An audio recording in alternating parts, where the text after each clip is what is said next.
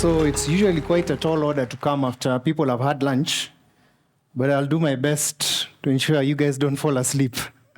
So once again, I'm Francis Mwangi, and I want to take you through a discussion today on an area that's largely overlooked in many scenarios and in many cases, and this is the area of DNS security.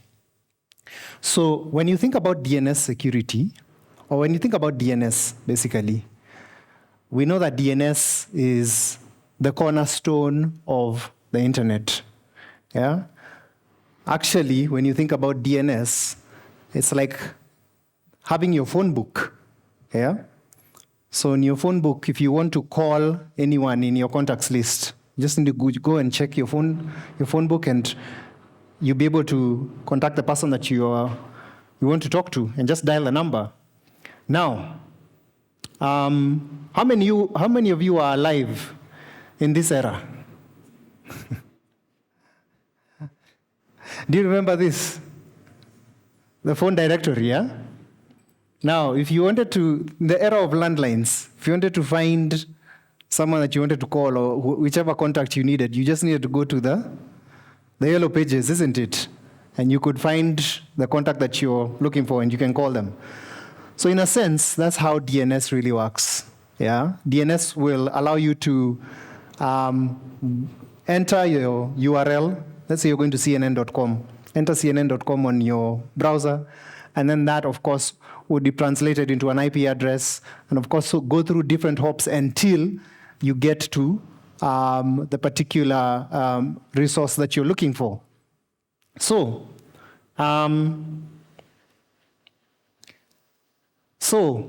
we want to consider a few facts about DNS, yeah? And one of the things we need to know is that DNS is a cornerstone of your network. DNS goes everywhere within your network. Every device on your network uses DNS. Consider your printers, consider your IP cameras, consider even businesses where POS systems are used. All of these use DNS, okay? It's the device that goes everywhere within your network, even your IoT terminals, yeah? The other thing also that you need to know about DNS is that DNS packets are UDP packets, yeah? And of course, with that, DNS packets are not logged by the firewall because they're very noisy. Consider within an organization of maybe even 100 users, even 500 users. How many DNS requests do you think emanate or are generated from that organization of 100 users in a day? There are so many. For your typical firewall to be able to log all of those DNS requests can become quite a tall order, and it would put quite a strain on that particular firewall. So DNS packets would go through port 53 on your firewall, and that particular port, it's like, let's say for instance, for those of you who live in estates where you have a gate pass, yeah, and that gate pass is stuck to your car. When you come in, that's what enables them to say, okay, fine, let this person pass through. We won't really do inspection on this particular person. So for DNS packets, that's how they're treated. You know, the file will just be like, okay, it's DNS, let it just go through, okay? But now, what is the danger with that? Of course, DNS is easy to exploit, and according to the National Security Agency, up to 92% of malwares use DNS. Think about that. 92% of malware will use DNS. Okay? Because DNS can be used for data exfiltration. When you think about DNS tunneling, where malware will hide itself inside DNS packets and pass through port 53, no inspection done, get into your network, and get delivered within your environment. And boom, there's a malware. That malware is able to communicate to the command and control servers and will get instructions from the command and control servers. Why? Because DNS is three things. DNS is one, a signaling mechanism. It acts as a transport mechanism. And the other thing that DNS does is that it acts as a communication mechanism. So signaling mechanism, why? Because the malware will call home to the command and control server and signal it. and then, or even the command and control server can signal the malware, and the malware will say, yes, I'm alive, I'm installed. Then the communication will start to happen. And of course, transport is happening because the DNS packets are moving back and forth. Okay? Then, of course, data exfiltration and infiltration. Yeah, I think if you remember, there was a case of company in South Africa. I think it's the Companies and Intellectual Property Commission, CIPC. They suffered a breach recently, and it's alleged that most likely that breach was propagated through DNS, because exfiltration can happen over a period of time. Yeah, it can happen over 6 months, can happen over 1 year, can happen. I mean, these guys are very patient. They'll exfiltrate that data for as long as it takes until they get what they want. So, of course, this is why DNS is a threat. That's why we're saying it goes through port 53 on your firewall, and it will not be monitored by any of these tools. Your firewall won't do it. Your IPS won't get it. Your web proxy, all of these tools, nothing will get it. So you've protected all other layers of your environment, but you've forgotten about DNS, and that's your blind spot. Okay? Now, if you consider what we call the Achilles heel, every organization, DNS becomes therefore the Achilles heel of every organization. Achilles heel from the movie Troy, yeah? You guys remember Troy, those who watched Troy. For Troy, this was a very great warrior, but his one weakness was where? His heel, yeah? And when he got punctured by an arrow there, that was the end of him. So every organization is the Achilles heel, and this is what you're seeing right here. Yeah. If you take out DNS, if you decide to close port 53, what happens? There's no communication, isn't it? The internet goes down for you guys. Yeah. So you can see how, yes, it's important, but it's also a risk. Yeah. Okay. So if you consider your setup, so within your local environment, your users will be able to send DNS requests in a typical environment, assuming that your Microsoft is your DNS server, goes through your DNS, your local DNS, and if the request is cached there, you get back the response. But if that does not happen, it goes through port 53. And when that happens, of course, you go through the Google DNS servers to be able to get that resolved. Now, supposing any of these DNS servers is compromised, it means that you would be redirected to a different site that you are not going to, possibly even a lookalike domain, yeah, without you knowing. And so you can see what that can happen. You're redirected to the DNS, the attacker server, and of course, on your end, you will get an NX domain reply. This domain does not exist, non-existent domain, but unknown to you, that particular packet has actually been sent back to you, but it contained malware. Okay? So the malware is now sitting in your environment, and now this command and control server can begin to send instructions and tell the malware, look for sensitive files with this extension, or maybe the DB files, and begin to encrypt them. Or look for sensitive files and begin to exfiltrate them. And it will do it like it will send out a query that malware will send out a query every 5 minutes so that it's not detected by the tools that are in place. Okay? The other third option is, of course, use all the resources of the network to begin to mine Bitcoin. And you know what means when that happens. Okay?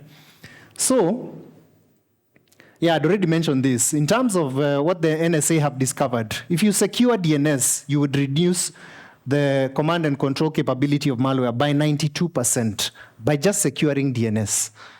Okay? And there are various ways of being able to do that. Yeah?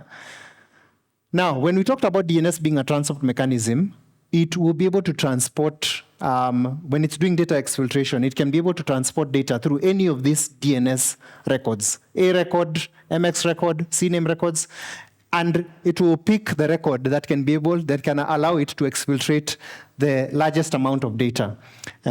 So as you can see, most likely the greatest culprits would either be a CNAME or a TXT because of the amount of data that can be carried through those packets. Now, we have seen over time that infrastructure has been changing. From on-prem, we are now largely on the cloud. Yeah. And we have seen that that has grown. 10 years ago, maybe 15 years ago, we weren't talking much about cloud. But we are there now. And we now have to be able to shift from how do we shift from protecting our on-prem to now being able to protect our applications on the cloud. And I was talking about this earlier. Various organizations will be able to adopt different strategies. And some of them would be, for instance, if you're using AWS, is to have your different sets of applications or environments in different VPCs. Yeah, just from a point of fault tolerance and from a point of even just business continuity, your test VPC would be in your test environment in a different VPC, your development environment, your apps in a different VPC, and very importantly, your security VPC on its own, so that it can be able to handle all of these services that we are talking about. And of course, most importantly, DNS security would then sit there. Now, before I go to that, it's very important to note that even as you're doing that, it needs to be done in such a way that you don't spin up too many of these environments, that your costs also go up. Yeah. Otherwise, you end up in a situation like this. How many of you have seen this before?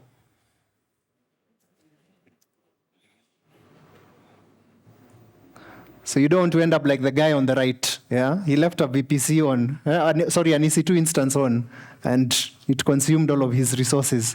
Yeah, so it's very important, even as those environments have been configured, to know that you need to do it in a cost-effective manner. Okay. Okay, so let's shift a bit and talk about lookalike domains, because I did mention this when we were starting. So these days, in the past, it was very easy to tell a lookalike domain, because you'd be able to tell, okay, fine, this is safaricom.com, but this one has a 0 and this one has an O, okay? But these days, it's not that easy, yeah? These guys have become quite smart, okay? So if I was to ask you guys, let's do a small exercise. Which one do you think is the legit URL between the two, 1 or 2?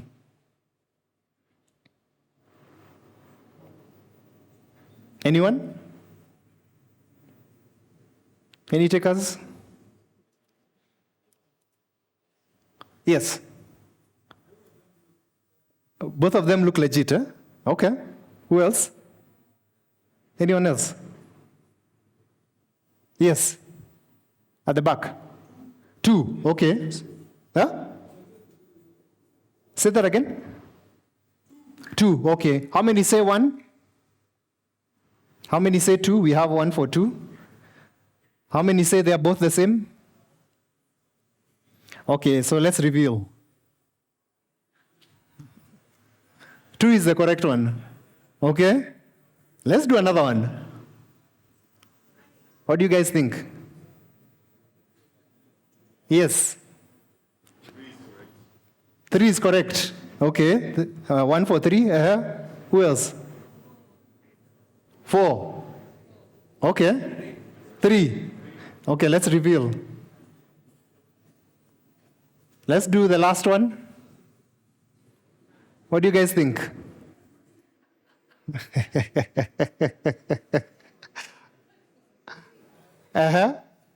Yes. 5. Okay. 6.